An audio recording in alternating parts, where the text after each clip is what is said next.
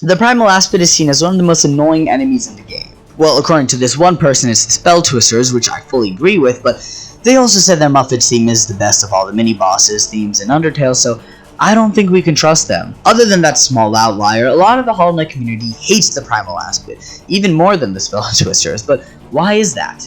To figure this out, I talked to some professionals. And when I mean professionals, I mean I went to the Hollow Knight Discord server and asked the first person on there for answers. So here are the main things I got from this person. Oh yeah, also the person who gave us this information, I asked them if they would let me put them in a YouTube video, and they said yes, as long as I gave them credits. So Frogmaster exclamation mark 112% Pantheon 4. Thank you for giving me this vital information that became the basis for this video. Alright, so here are the 3 main points. 1, they fly away when you try to attack. They have 3 projectiles, which are really annoying to dodge, and they spawn a lot, especially during the Pantheon 5 collector fight.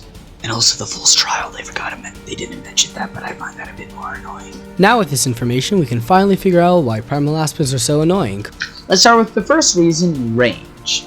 Primal aspids are considered ranged enemies. There's probably a better name for that, but I don't feel like searching it up. Which means that they have an advantage over you whenever they're further away from you, because your character, the knight, really only has 2 ranged attacks. The first attack you have is spells, and spells cost soul. You don't always have soul. And even if you do have soul, aspids and primal aspids, they're still one basic enemy. Like, I don't know about you, but I wouldn't waste my soul on that unless I was like in the Coliseum of Fools, but that's because I have a lot of soul just lying around on the ground for me to stab. And 2, Grubberfly Algae, which shoots a shot of shiny energy, but it only works when you're at max health, or at 1 health with Fury the Fallen. But who's actually wearing Fury the Fallen unless they're trying to speedrun something? This makes it quite perplexing, because approximately all the preposterous aspids are in a position to permanently damage you while you aren't in a position to damage them, and they always fly at this range between you and a radius where the rockets can't reach you rapidly enough for you to rescue yourself from the risk of ruining your health. We'll get to the second reason in a bit, but I really want to talk about the third reason, mainly because it brings up an opinion that me and at least one other person has, which is that there is another enemy in the game that might be more annoying than primal aspids. Spell twisters.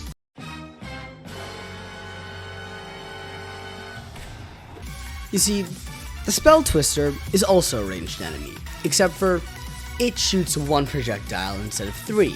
Unlike the primal aspid. The only difference is that this projectile actually tracks you, where the primal aspid just shoots 3. Now, the primal aspid's projectiles, if you get good enough, are pretty easy to understand. Like, you know,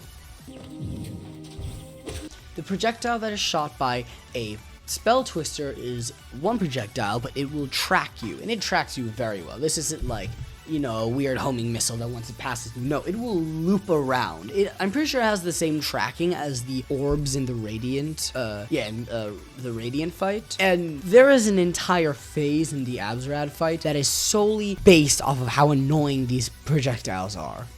And to top it all off, the spell twister is better at getting range than the primal aspid. Because if you get close to the primal aspid, you'll be able to get a hit off of it, and maybe another one, and then it'll start to fly away. Here, you might get 1 hit on a spell twister, and then it will teleport. Once you get to the primal aspid, you hit it a couple times, and it is dead. A spell twister, on the other hand, you need to hit it, then you run to the other side, you hit it, you run to the other side, and you hit it, and where that spell twister is absolutely insane.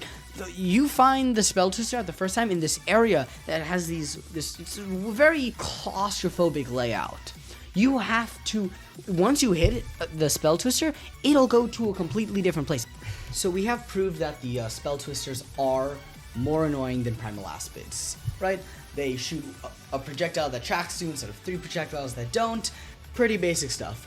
So why doesn't the community agree with me? Other than the fact that the spell twisters projectiles are pretty easy to dodge, but so are primal aspids when you're fighting against one of them. It matters less on how hard it is to beat the enemy and a lot more on how often and where you see the enemy. You find the spell twisters in 2 locations. the Soul Sanctum, and the Fool's Trial. The primal aspid you see in the Kingdom's Edge and the Fool's Trial, and also the Collector fight. And while technically speaking, the primal aspid does have one more appearance in the game than the Spell Twisters, the primal aspid is actually only in the Pantheon 5 version of the Collector fight or the Ascendant or Radiant versions. And the primal aspid being there doesn't really change much of the combat anyways. See, the thing that really makes primal aspids annoying is just how many times they're used in the Fool's Trial. Yes, the Spell Twisters are also used in the Fool's Trial, but they're in a very specific section of the trial, while the primal aspids are used throughout the trial. You see, the Spell Twisters are only really in one main area, and it's this area that alternates between Spell Twisters and Volt Twisters. If you've played the Fool's Trial before, you know what I'm talking about. But primal aspids don't really have an area they're known for. They are spread throughout the entire trial and are annoying throughout the entire trial. There's also another area that they just threw in a random Spell Twister, and I'm just gonna point that out so nobody in the comments has to. And even though that seems like a small thing to really worry about, the Fool's Trial is the only time in Hollow Knight where the enemies around you are big of a pain in the ass. Like, yeah, there are some sections in the game, but most of the time you just spam your nail and take a bunch of damage and then re-heal when you get past it. Enemies aren't really that hard, except for in the Fool's Trial, and the most notable enemy in the Fool's Trial is the primal aspid. Anytime you see a successful playthrough of the Fool's Trial, is that they target the primal aspid. And this just goes to show how devastating the primal aspid is to players. So yeah, because of that, primal aspids are more annoying than Spell Twisters, just because there's not going to be that many times where you're going to be seeing these Spell Twisters. And the margin that these Spell Twisters are more annoying is very, very small. So it really does come down to this. But what if I told you that there is an enemy that was actually more annoying than the primal aspid? Not because it's harder, not because it has more health, it actually has less health, but specifically because when you see this enemy, not where, but when you fight this enemy first, it might actually be considered harder for a decent amount of players. Maybe not a majority, but it's definitely a good amount. An enemy that is shown very early in the game. The enemy that is actually said to canonically be worse than the primal aspid. It is said in the game that this enemy is worse than the primal aspid, yet I think that it can be more annoying. And that enemy is none other than the new generation of primal aspid, the normal aspid.